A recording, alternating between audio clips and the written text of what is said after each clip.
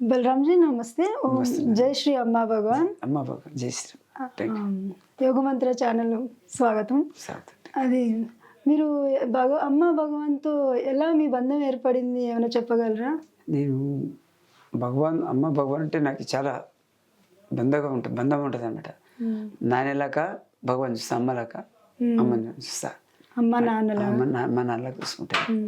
నాకు ఎటువంటి బాధ వచ్చినా భగవాన్ అమ్మ దగ్గర కూర్చొని తీసుకుంటా. ఏదైనా నాకు బాధ రాని ఎవరికి పని సీదా అమ్మ భగవాన్ దగ్గర కూర్చొని నేను ప్రే చేసుకుంటా. నాకు సాల్వ్ చేస్తాను. మా బిడ్డ పెండి ఉన్నది, నాకు ఏదైనా ప్రాబ్లం ఉంటే కూడా, ఏదైనా హెల్త్ ప్రాబ్లం ఉంది, అమ్మ భగవాన్ దగ్గర కూర్చొని నేను ప్రే చేసుకుంటే నాకు సాల్వ్ చేస్తాను. ఏ వయసు నుంచి మీరు అమ్మ భగవాన్ బంధం అంటే ఇప్పుడు నేను 65 ఉంటా, అంటే 22 అంటే ఎంత సంవత్సరం అయింది అంటే 22 ఏళ్ళు అయింది. అంటే మీ 40-42 సంవత్సరాల వయసు నుంచి చేస్తాను. భగవాన్ అప్పుడు నియమంలో ఇరుములు కట్టుకొని అమ్మ దర్శనం పాద దర్శనం ఉండే, ఇరుముడి కడతారా? కట్టి అమ్మ పాద దర్శనం చేసుకున్నా. అప్పుడు వచ్చి ఇక గోల్డెన్ టెంపుల్ ఇది ఏకం దయలేకుండే, ఆడ మూలంతో తీసుకొని ఇంటికి వస్తుండే. అప్పుడు హైదరాబాద్లో వైరగ్నం జరుగుతుండే. అప్పుడు ఇరుముడి మీరు ఎక్కడి నుంచి ఎక్కడి వరకు అంటే మేము అదే ఏంటి నియమం పోయినాం. ఎక్కడి నుంచి? హైదరాబాద్ టెంపుల్ నుండి. హైదరాబాద్ నుండి నియమం వెళ్ళాం. అప్పుడు టెంపుల్ ఎక్కడ ఉండేది? టెంపుల్ హైదరాబాద్ నుండి. హైదరాబాద్ ఇప్పుడు లేదా? ఇప్పుడు లేదు, ఉప్పల్ అయింది కదా. ఉప్పల్ అయిపోయింది. హైదరాబాద్ నుంచి వెళ్ళారా? ఎలా వెళ్ళారు మీరు? బస్సు కట్టిన నేను. ఇక్కడ నేమం వరకు డైరెక్ట్ బస్సు పెట్టి 40 మందికి బస్సు పెట్టుకుని వెళ్ళా. 40 మంది డివోటీస్ కలిపి పోయినాం. నేను బస్సు పెట్టుకుని తీసుకెళ్ళా. ఇక అప్పుడు అమ్మ భగవాన్ ఇద్దరు దర్శనం చేసుకున్నారు. అప్పుడు ఓన్లీ అమ్మ దర్శనం. అప్పుడు అమ్మ దర్శనం ఒకటి. ఎలా అనిపించింది? చాలా మంచిగా సంతోషం. పాద దర్శనం ఉండే, పాదసేవ ఉండే, పాద దర్శనం. ఎంతసేపు ఇచ్చారు మీకు సమయం? ఎంత సమయం ఇచ్చారు మీకు అక్కడ దర్శనం? 10 నిమిషాలు ఉన్నారా? మాట్లాడారా అమ్మ మీతో? ఏం మాట్లాడారు? దీక్ష ఇచ్చింది. దీక్ష కన్నా బాగున్నా ఉంటాను, దీక్ష ఇచ్చింది. అట్లా అనమాట. అమ్మ అందరికీ దీక్ష ఇస్తుంది, అందరికీ ఆ ప్రేమ కారుణ్యత అంతా. ఒకసారి అది మన ఊరగ్యం అయితే దీక్షల అప్పుడు ముక్తి దర్శనం ఉండే, ముక్తి క్లాస్ ఉండే. అప్పుడు భగవాన్ దీక్ష ఇచ్చాడు నాకు, పిలిచి. ఇక ఒక మెరగిల్ రాస్తే భగవాన్ కూడా మీరు పర్సనల్ గా కలిసారు, దర్శనం అయింది. ఏం పైసలు లేకుండా కలిసిన. అది భగవాన్ ఏం చేసిన, ఒక క్వశ్చన్ రాయమంటే ఇక నేను క్వశ్చన్ రాసిన. అంటే ఈ పక్క వాళ్ళతో రాపించాను, నాకు చదువు రాదు కదా. ఆ క్వశ్చన్ పాస్ అయితే బలరాం అని 3 మాటలు పిలిచిండు. నేనేం అంత పెద్ద క్వశ్చన్ లేదు కదా, నాకు ఎందుకు పిలిచి అంటే, బలరాం ఎందుకు లేస్తలేవు అంటే, భగవాన్ అని లేచి నిలబడి అప్పుడు పిలిచిండు. ఇక గుర్తుందా మీకు? అదే జీవన్ముక్తి గురించి నేను నా గురించి కోరుకోలేను, మొత్తం ఈ ప్రపంచం అంతా జీవన్ముక్తి అయిపోవాలి అంటే భగవాన్. మీకు ఆ వయసులోనే అర్థమైంది జీవన్ముక్తి అంటే. జీవన్ముక్తి కావాలి భగవాన్, ఎంత ప్రపంచంకే కావాలి. మనం ఒక్కరు బాగుపడదు కదా, ప్రతి ఒక్కరు మనం ఒక్కరు మంచిగా ఉంటే పక్కోడు కూడా మంచిగా ఉండాలి. మనం అందరికి జీవన్ముక్తి భగవాన్ ఈ మానవ జన్మ కంటే ఆ క్వశ్చన్ పాస్ అయింది అన్నమాట. మీకు ఎలా తెలిసింది జీవన్ముక్తి అనే ఒక పదం ఉంటుంది, ఇక్కడ జీవన్ముక్తి ఇస్తారు అని? మీకు అసలు ఆ విషయం ఎలా సబ్జెక్ట్ అర్థమైంది? ఎట్లా అంటే మనము ఏది నేను అనేది తీసేయాలి. ఇప్పుడు ఎదుటోడు ఏమన్నా అనని, ఇప్పుడు ఎదుటోను అటు చేస్తాం మనకు, మనం అటు కాదు. ఆయన మనం ఒకటి మనం పోయి ఏమన్నా అంటే ఒకరిని బాధ పెట్టదు అంతే. జీవన్ముక్తి అంటే మనం తెలుసుకునాలి. ఇప్పుడు మన తప్పు జరుగుతుంది, తప్పు ఎవరిదని జరుగుతుంది, మళ్ళీ ఎందుకు మనం అరే ఎదుటోడు ఏమన్నాడు, మనం మనదే తప్పు ఆయనదే అని తెలుసుకునాలి. తెలుసుకుంటేనే మనం అది నెమ్మరేయాలి. నెమ్మరేస్తేనే మనకు తెలిసేది. జనరల్ గా ప్రతి ఒక్కళ్ళ తప్పులే వెతుక్కోవడం అలవాటు, మానవకి సహజం. అది కూడా మన తప్పు మనం చూసుకోవాలి ముందు, మనలోనే మనం చూసుకోవాలి. ఎందుకంటే ఇప్పుడు సాక్షితం అందరికి వస్తుంది, అది 3వ వ్యక్తి ఉంటాడు. అది తెలుసుకునేలా వంశీ ఏమన్నాడు, మనం ఏమంటిమి, అది మనదే తప్పు ఉందని తెలుసుకుని మనం అట్లే. వేరే వాడు ఏమనుకుంటారు, వంశీ అంటే నేను అన్నా, నేనెందుకు తక్కువ కావాలి, పంతం. అది 3వ వ్యక్తి ఉంటాడు ఇక్కడ, ప్రతి ఒక్క మనిషికి ఉంటాడు. ఎవరు ఆ 3వ వ్యక్తి? మన ఆత్మ. అంటే నేను తక్కువనా, అది తీసేస్తేనే మోక్షం వస్తుంది మనకు. గెలవాలి అనే తపన అది తీసేయాలి, తప్ప నేను అనే తపన తీసేస్తేనే మనకు ముక్తి వస్తుంది, లేకుంటే రాదు ముక్తి. మరి నేను ఆ ప్లేస్ లో ఎవరు ఉంటారు? అమ్మా నేను అనే ప్లేస్ ఇప్పుడు మనము శ్వాస కూర్చుంటాం కదా మనం, ఇప్పుడు దేవుని మీద మనం భగవంతుని నీలమయ్యాలంటే మనకు ఈ ఆమె తీసేయాలి అది మనం నేను అనేది తీసేస్తేనే వస్తుంది. సో ఎవరు మరి మనం నేను లేకపోతే ఎవరు ఉన్నట్టు మనం ఎవరు మరి? దేవుడు మనం వాక్యం అయితేనే కదా మనము వాక్యం అయితేనే మనకు ముక్తి వస్తుంది కదా. సో మనము భగవంతుడు ఒకటే అంటే అనుకోండి. ఎవరన్నా ఏమనంటే మనం పట్టించుకోవద్దు అంతే కదా. వారిలో కూడా భగవంతుడే ఉంటాడు అంతే. పట్టించుకుంటే మనం ఇక అంతం ఒకటే అవుతాం, మనకేం తెలిసినట్టు. అది ఈ ప్రయాణంలో మీరు ఏమైనా కష్టాలు చూసారా? మస్తు కష్టాలు చూసిన. మా భార్య 2000 చనిపోయిందమ్మా. నాకు 4 బిడ్డలు, 2 కొడుకులు. మా భార్య పెద్ద భార్య, ఈమె చిన్న ఒకటి బిడ్డ. మా భార్య చెల్లెలేము. ఇక అందరు ఏమన్నా అంటే ఈ 4 కూతురు ఎట్లా చేస్తాడు పెళ్ళి చేయడం అంటున్నారు. నేను అన్నా నా భగవాన్ 3 రోజులు పెళ్ళింది మా బిడ్డ సంబంధం కుదిరితే భగవాన్ ప్రే చేసుకున్నా. ఇప్పుడు నీ వచ్చి నాకు ఇంత అమౌంట్ కావాలంటే అమౌంట్ ఇచ్చేసింది భగవాన్ రూపంలో. ఆమె రూపంలో వచ్చి నాకు ఇప్పించింది భగవాన్. ఏదైనా నాది భగవాన్ నాకు చేసేసి ప్రతి చోట భగవాన్ ఎవరో ఒకరి రూపంలో ఉంటున్నారు. అవును తప్పనండి. మీ పిల్లల జీవితం ఎలా ఉంది? అందరికి మంచిగా బాగుంది. అందరికి సంతానం అయితే లోటే లేదు నాకు. మొన్న చేసిన పెళ్ళి ఆమెకు ఓ కొడుకు పుట్టింది. మ్యారేజ్ డేకి రాకని మునిపే ఆమెకు బాబు వచ్చింది. భగవాన్ ఏడుకున్నా నేను, భగవాన్ మాకు సంతానం కావాలి. సో 3వ జనరేషన్ మొదలైంది.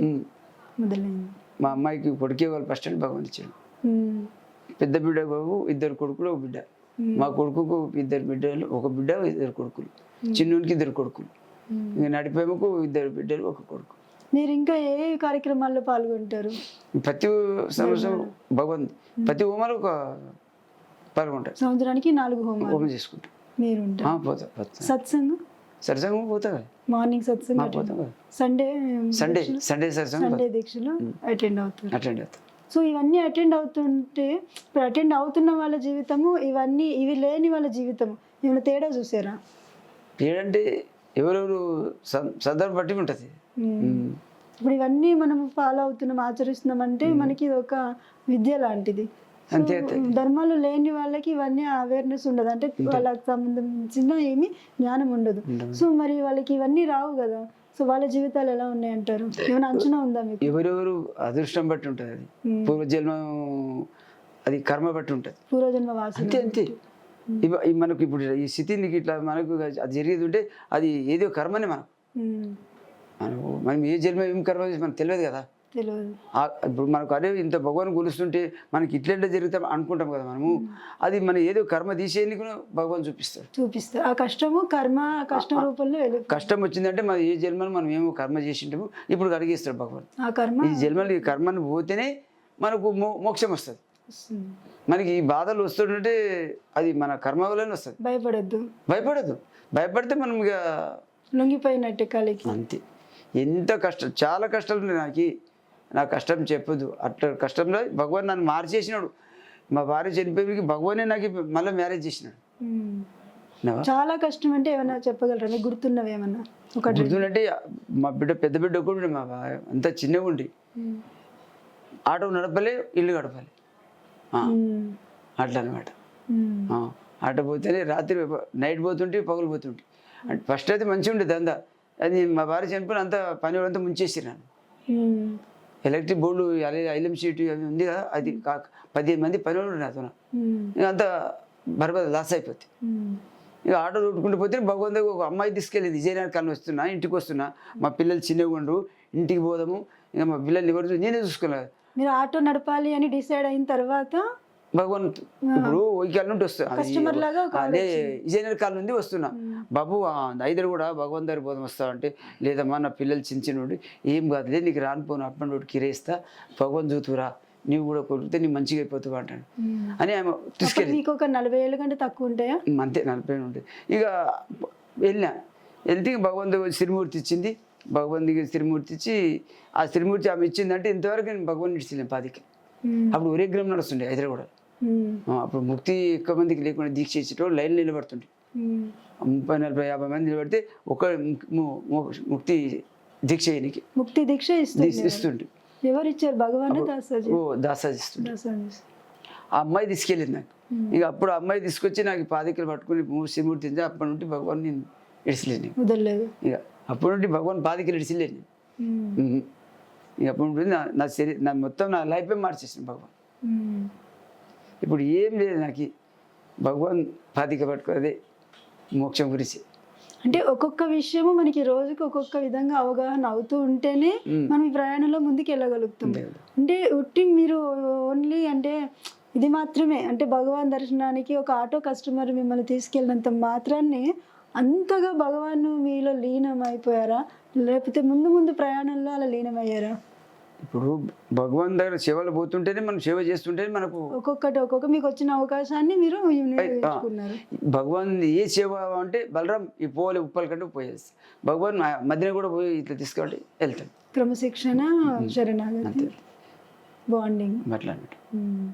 ఇంత పనులను పక్క పెట్టేసి ఎవరు తిట్టినా కూడా పట్టించుకున్నాను. భగవాన్ కార్యం ఉంటే వెళ్ళిపోతా అయిపోతా. ఇవాళ రాత్రి నుండి నేను నమ్ముతావు రాత్రి నుండి ఎప్పుడు పోదాం నువ్వు పిలిచి చెప్పినావు కదా, వంశీ చెప్పిండు కదా, అంకుల్ జల్దీ రావాలి అంటాను. ఆ స్వామికి అయ్యప్ప స్వామికి ఫోన్ చేసి ఎప్పుడు పోదాం పూజకు భగవాన్ దగ్గర అంటాను. అట్లా అంటే మీకు మనసులో అంత ఆతృత తపన అన్నీ ఉంటాయి. ఇప్పుడు రేపు ఇంత 21కి 21 రోజు అవుతుందా, పొద్దుగల మా ఒంటి గడతారు ఏది ఒక వాటర్ పోయి ముట్టాలి.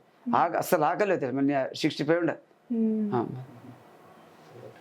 ప్రస్తుతం ఇప్పుడు మీరు ఏం చేస్తున్నారు అంటే మీరు సంపాదన ఏ విధంగా ఉంది? సంపాదన ఏది కిరాణా దుకాణం జనరల్ స్టోర్ నడుస్తుంది. ఆంటీకి మాకు ఇద్దరికి కుటుంబం మొత్తం దాని మీదనే నడుస్తుంది.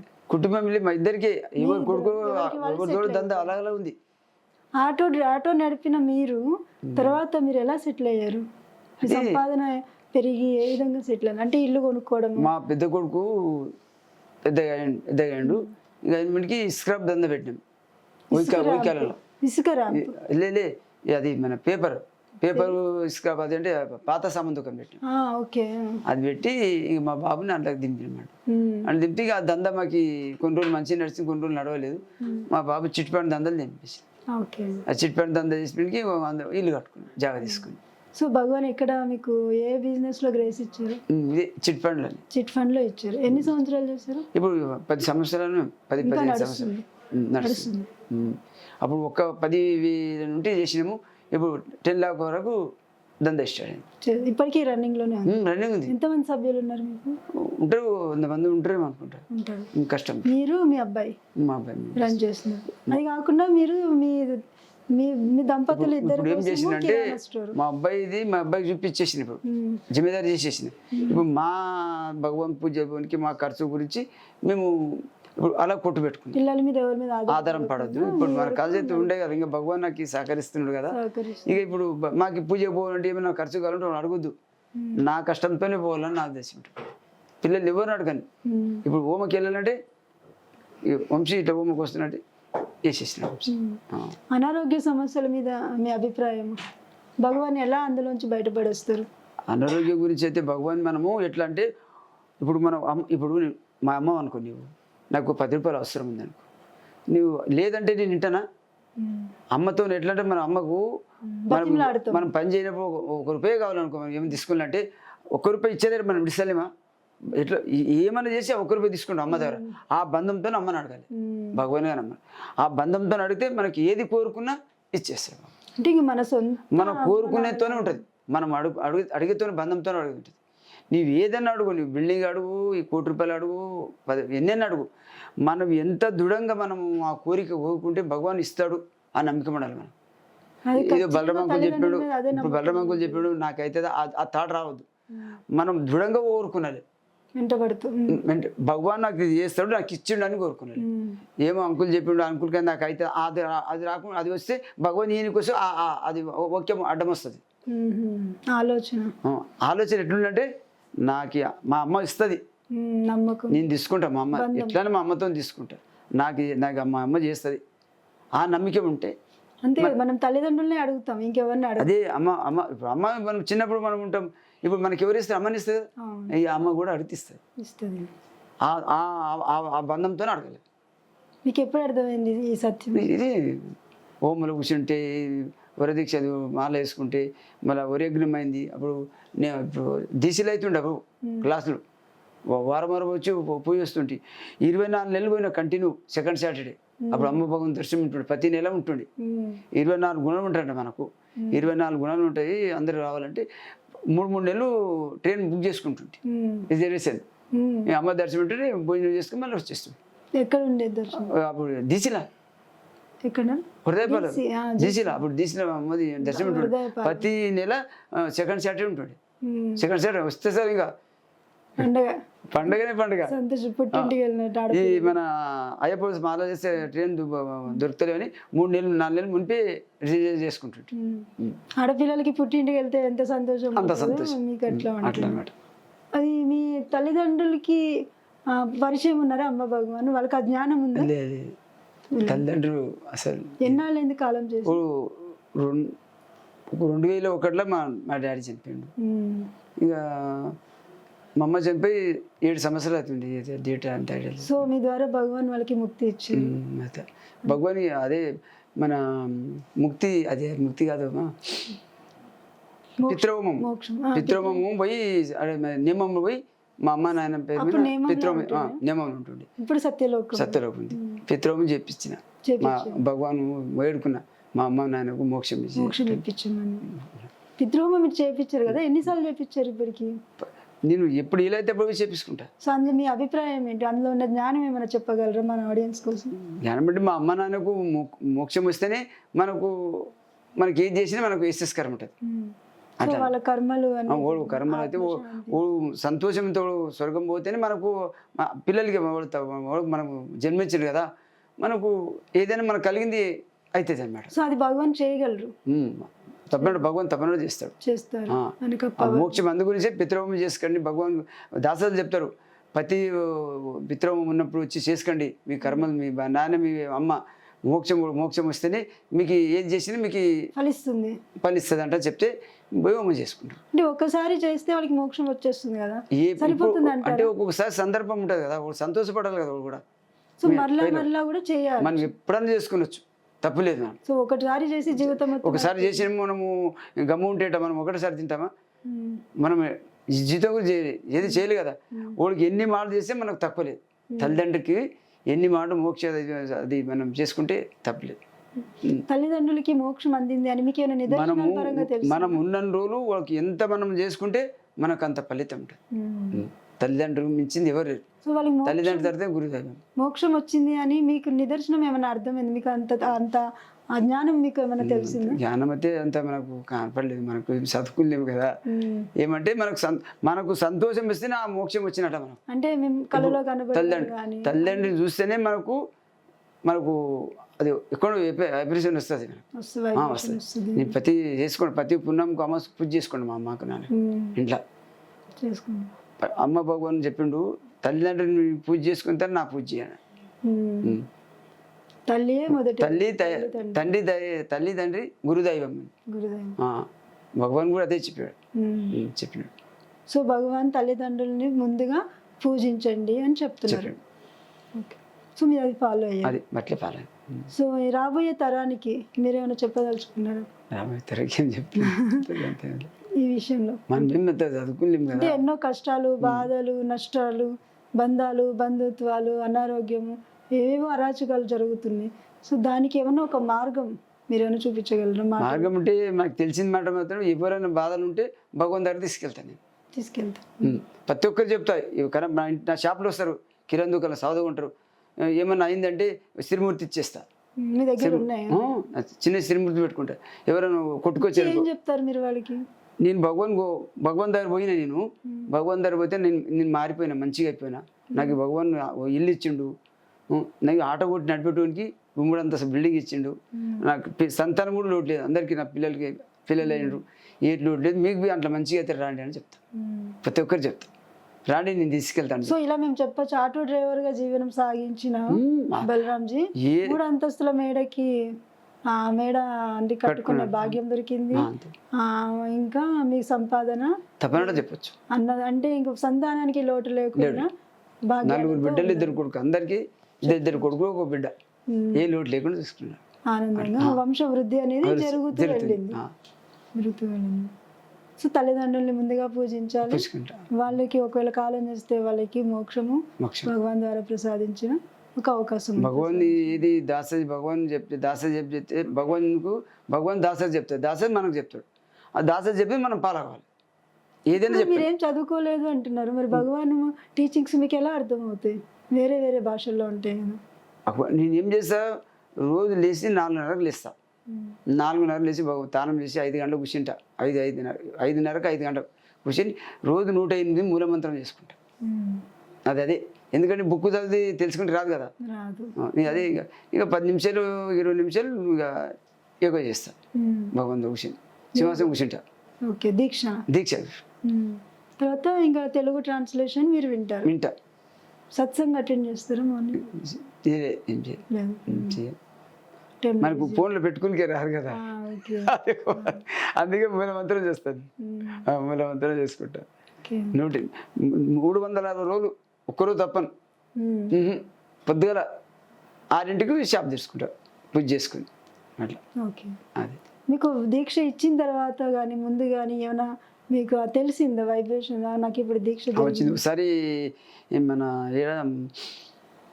దీక్షలో పాదికలు దీక్ష ఇస్తే పాదికలు ఇట్లా పట్టుకుని పాదికలు ఇస్తే పాదికలు లేచినాయి. భగవాన్ పాదిక అమ్మ పాదికలు తీసుకొని దీక్ష ఇస్తే ఇట్లా ఇట్లా పట్టుకుంటే మీదకి వచ్చేసి, అంటే కాలు ఇట్లా లేపినట్టుగా పాదికలు వచ్చినాయి. భగవాన్ పాదికలు అది భగవాన్ పాదాలు లేపినట్టుగా ఇట్లా చేతికి అంటుకొని మీదకి వచ్చినాయి. ఇక్కడ ఏరియాలో దీక్షలా పాదిక పూజలు ఉండే వరదపాలలో ఉంటుండే పాదిక పూజ.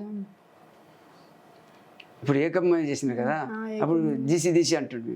గోల్డెన్ టెంపుల్ అంటున్నాడు. Golden campus. సో అయితే మీరు భగవాన్ ఒడిలో చాలా అందంగా ఆనందంగా ఉన్నారు. మీ వంశం అభివృద్ధి చెందింది. 2 మాటలు భగవాన్ మేరకి 2 మాటలు పిలిచిండు నాకు. నేను డబ్బులు కట్టి పర్సనల్ దర్శనం చేసుకోలేదు. కానీ ఇట్లీ ఏదో సందర్భాలు ఉంటే పిలిచిండు, దీక్ష ఇచ్చిండు. ప్రత్యేకంగా ఇందాక ఒక ఇన్సిడెంట్ లో మీరు బలరామ్ అని పిలిచారు కదా, భగవాన్ పిలిచారు కదా, ఎంత 1000 మంది ఆడ అమ్మారు, ఒకరిద్దరు కాదు. తెలిసింది. ఆ స్లిప్ లో మీరు పేరు రాశారా? ఇప్పుడు నువ్వు ఉండవు, నీకు చదువు వస్తుంది, నాకు చదువు రాదు కదా. నాకు తోచింది చెప్పే రాసినావు నువ్వు.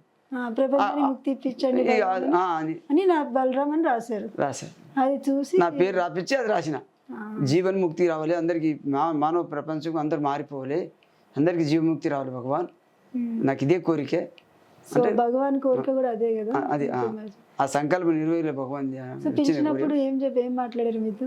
ఏం లేదు, బలరాం లేవు అంటే లేచి ప్రాణవదం భగవాన్ అంటే మొక్కినా పాదిక ఖుషి అండి. చూసారు ఇట్లా చూసి ఇట్లా చెప్పాడు ఖుషి బలరాం ఖుషి అంటే ఖుషి అంటారు లేచి ఇట్లే అనమాట. సో మీకు భగవాన్ ఒడిలో మీకు అంతా మంచిగా జరిగింది, కష్టాలను అధిగమించే స్తోమత వచ్చింది, వంశ అభివృద్ధి జరిగింది, సంపదలకి ఏమి లోటు లేదు, ఆస్తులు అంతస్తులు మొత్తం నా లైఫ్ మార్చినాడు భగవాన్. మార్చింది. చెప్తున్నా కదమ్మా, ఇప్పుడు నాకు ఏదైనా చేయాలని నేను ఆలోచించాను. సో కృతజ్ఞతగా మీరు ఏం చేయగలుగుతారు భగవానికి? సేవనే చేసుకుంటా, ఏ సేవ చెప్పినా పోతా. అందుకే మీకు సేవా తత్వం ముందు నుంచే వచ్చేసి సేవకు మించింది ఏది లేదు చెప్తున్నా కదా. సో భగవాన్ చెప్పినాడు ఒక్కొక్క రూపంలో ఒక సేవ ఉంటుంది. ఇప్పుడు సేవ చేసుకుంటారు, కొంతమంది హోమ చేసుకుంటారు, కొంతమంది 10 మందిని తీసుకెళ్తారు, ఒక మంది బస్సు పెట్టి పబ్లిక్ మంది అది సత్కర్మ వస్తుంది కదా. నేను ఇది డిసెంబర్ వస్తే మాలేసి అప్పుడు గోల్డెన్ టెంపుల్ పోయేటప్పుడు కంసం 3 4 గంటలు అప్పుడు బస్సు పెడుతుంటే చేతనైన కాడికి 25 మందిని 50 మందిని తీసుకెళ్తుంటే భగవాన్ దర్శనం అవుతుంది అప్పుడు. అది సో బస్సులో అక్కడ స్టార్ట్ అయ్యి అక్కడ పోయి భగవాన్ దర్శనం చేసుకొని మళ్ళీ వచ్చేస్తుంటే అప్పుడు ఏదైనా యాత్ర పెడుతుంటే పబ్లిక్ కంటే రారు కదా అని ఏం చేసి మన కాళహస్తి, తిరుపతి, మానంది చెప్పి అట్లా భగవాన్ దర్శనం చేసుకుంటే దర్శనం చేసుకొని తీసుకొచ్చి అట్లా తెస్తున్నాడు. ఒకటే చూడండి, దూరం కూడా అవుతుంది, ప్లస్ అందరు రాకపోవచ్చు భగవాన్ దగ్గర. అంటే కొంచెం మంది తెలియదు కదా భగవాన్ రాదని ఇట్లా తీసుకొచ్చి మాల లేపించిన అట్లా మాల లేపించి 25 మంది 40 మందికి మాల లేపించి తీసుకెళ్తుంటే. సో అందరికీ ఇలా కృతజ్ఞతా భావం శరణాగతి రావాలి అంటే భక్తులకి మీరు ఏం సలహా ఇవ్వగలుగుతారు? మనం ఇదే మంచి గారే చెప్పాలి, మనకి ఇట్లా జరిగింది మీకు కూడా జరుగుతుంది అని చెప్పాలి. నమ్మినోడుకు జరుగుతుంది, నమ్మనోడుకు జరుగుతుంది. అది మనం ఏం చేయగలం, ఎవరేం కర్మ పట్టేది, అంతే కదా తల్లి. అంతే, కర్మలు ఉంటే ఎవరికి రానిది భగవాన్ ధర్మం ద్వారా రానిది, మంచిదాలు రాణిస్తారు, చెడు దారితో జల్లి వెళ్తారు. ఇప్పుడు ఒక దావత్ చేసినామంటే మొత్తం ఇంటి ఎంతమంది పోతారు. అదే మన భగవాన్ పూజ ఉందంటే ఎన్నో కారణాలు ఉంటాయి, అడ్డం వస్తుంది. అది అంతే, అది కర్మ అడ్డుపడుతుంది. ఓడు రానికి ఎవరు కాదు, ఓడు రానికి ఎవరు భగవానే తీసుకున్నారు.